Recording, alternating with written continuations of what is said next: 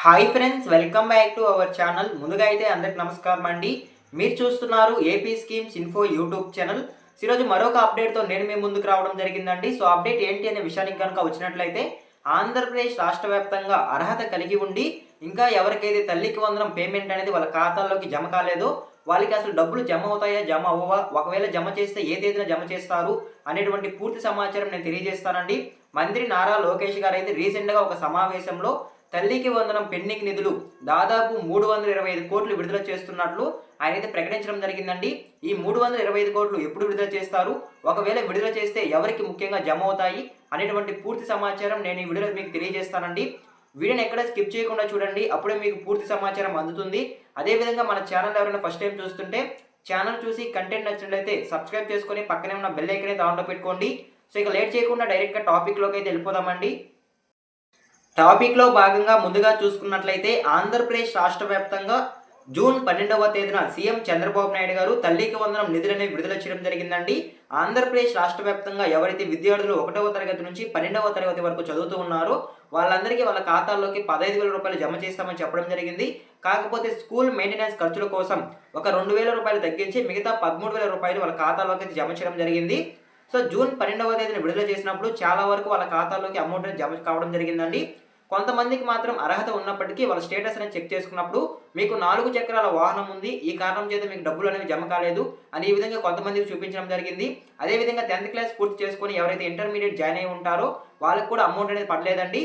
So వాళ్ళందరికీ second phase amount కింద July 10వ తేదీన అయితే మళ్ళీ తిరిగి అమౌంట్ అనేది విడుదల చేయడం జరిగింది. సో ఈ అమౌంట్ అనేది ముఖ్యంగా 10th క్లాస్ పూర్తి చేసుకొని ఎవరైతే ఇంటర్మీడియట్ జాయిన్ అయి ఉంటారో వాళ్ళకి, అదేవిధంగా యూకేజీ ఎల్కేజీ పూర్తి చేసుకొని ఎవరైతే 1వ తరగతిలో కొత్తగా అడ్మిషన్స్ పొంది ఉంటారో వాళ్ళకైతే ముఖ్యంగా ఈ నిధులు అనేవి జమ కావడం జరిగిందండి. అదేవిధంగా ఎవరికైతే మొదటి ఫేజ్ అమౌంట్లో డబ్బులు జమ కాలేదో వాళ్ళు గ్రీవెన్స్ పెట్టుకొని ఉంటారు కదా, వాళ్ళకి కూడా సెకండ్ ఫేజ్ అమౌంట్ కింద 13,000 రూపాయలు వాళ్ళ ఖాతాలోకి అయితే జమ కావడం జరిగింది. కాకపోతే మరికొంతమందికి ఇంతవరకు వాళ్ళ ఖాతాల్లోకి అయితే డబ్బులు అనేవి జమ కాలేదండి. సో వాళ్ళు ఎవరనే విషయానికి కనుక వచ్చినట్లయితే, ఇంటర్మీడియట్ ఎవరైతే జాయిన్ అయి ఉంటారో కొత్తగా వాళ్ళకైతే ఇంతవరకు జమ కాలేదు. అదేవిధంగా చాలామందికి hold by department by RTE అని చూపిస్తుంది. అదేవిధంగా కొంతమందికి పేమెంట్ అండర్ ప్రాసెసింగ్, అదేవిధంగా టు బీ పేడ్. సో ఈ కారణాల వల్ల చాలామందికి ఇంకా వాళ్ళ ఖాతాల్లోకి 13,000 రూపాయలు డబ్బులు అనేవి జమ కాలేదండి. సో వీళ్ళందరూ ఏంటంటే కామెంట్లో మాకు డబ్బులు అనేవి పడతాయా పడవా అనేది చాలామంది అడుగుతున్నారండి. సో వాళ్ళకి సంబంధించి పూర్తి సమాచారం నేను తెలియజేస్తానండి. సో ముందుగా చూసుకున్నట్లయితే ఎవరికైతే hold by department by RTI act అని చూపిస్తుందో సో వాళ్ళకైతే నిధులు అనేవి జమ అవుతాయండి. మంత్రి నారా లోకేష్ గారు అయితే పెండింగ్ దరఖాస్తులన్నింటినీ పరిశీలించడం జరిగింది.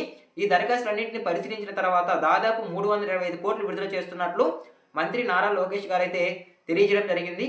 కాబట్టి వాళ్ళందరికీ నిధులు అనేవి జమ అవుతాయండి. ఎవరికైతే ఆర్టీ ఆర్టీ యాక్ట్ కింద ఫ్రీ సీట్స్ రాకుండా వాళ్ళ స్టేటస్ అని చెక్ చేసుకున్నప్పుడు hold by department by RTE act అని చూపిస్తుందో వాళ్ళకి ఖచ్చితంగా డబ్బులు అనేవి జమ అవుతాయండి. సో ఓకేనా, ఎవరికైతే ఆర్టీ యాక్ట్ కింద ఫ్రీ సీట్స్ వచ్చి ఆ స్కూల్లోనే కనుక జాయిన్ చేసినట్లయితే వాళ్ళకి మాత్రం నిధులు అనేవి జమ కావండి. సో ఎందుకంటే ప్రభుత్వం ఆ స్కూల్స్కి ఆ పిల్లల తరపున ఫీజు అనేది చెల్లించాల్సి ఉంటుంది కాబట్టి ఆ ఫీజు అమౌంట్ కింద ఈ 13,000 రూపాయలు జమ చేసుకునే అవకాశం ఉంది. కాబట్టి ఆర్టీ యాక్ట్ కింద ఎవరైతే ఫ్రీ సీట్స్ అనేవి పొంది ఉంటారో వాళ్ళకైతే డబ్బులు అనేవి జమ అవ్వండి. సో ఓకేనా, అదేవిధంగా చాలామందికి పేమెంట్ అండర్ ప్రాసెసింగ్ అనేది చూపిస్తుంది. సో ఈ విధంగా చూపిస్తే అమౌంట్ పడుతుందా లేదని కూడా చాలామంది అడుగుతున్నారండి.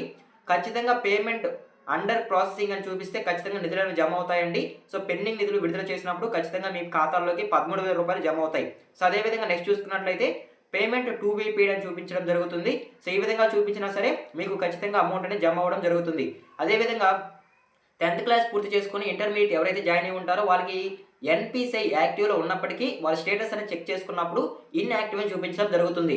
సో వాళ్ళకి కూడా నిధులు అనేవి జమ అవుతాయండి. సో ఈ విధంగా ఎవరికైతే కొన్ని కారణాలతో పేమెంట్ అనేది పడలేదో ఆ దరఖాస్తులన్నింటినీ నారా లోకేష్ గారు అయితే పరిశీలించడం జరిగింది.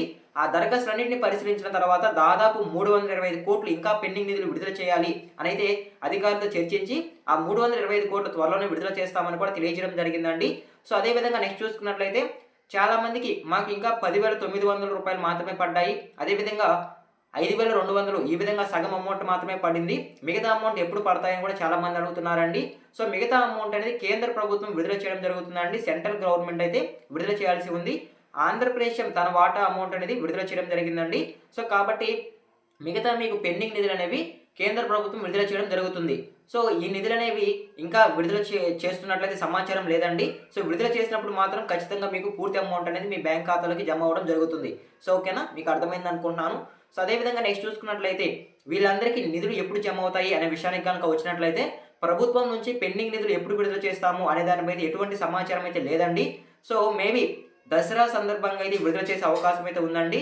సో త్వరలోనైతే పెండింగ్ నిధులన్నింటినీ నారా లోకేష్ గారు అయితే విడుదల చేయడం జరుగుతుంది. సో ఖచ్చితంగా అయితే నిధులు అనేవి విడుదల అవుతాయని అయితే ప్రభుత్వం చెప్పడం జరుగుతుందండి.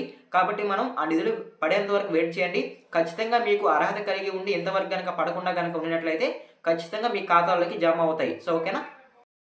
సో ఇవాల్టి వీడియో అయితే ఇంతేనండి. తల్లికి వందనం పథకానికి సంబంధించి మీకు ఒక క్లారిటీ అయితే వచ్చింది అనుకుంటున్నాను. చాలామంది ఎప్పుడు విడుదలవుతాయి, ఎప్పుడు విడుదలవుతాయి అని అయితే కామెంట్ అయితే చేస్తున్నారు. సో దానికి సంబంధించి నిధులు ఎప్పుడు విడుదలవుతాయి, ప్రభుత్వం నుంచి ఏమైనా సమాచారం ఉందా లేదనేది నేను చెప్పడం జరిగింది. సో ఈ వీడియో మీకు నచ్చినట్లయితే లైక్ చేయండి. మరొక ఇంట్రెస్టింగ్ వీడియోతో మీ ముందుకు వస్తాను. అంతవరకు జై హింద్.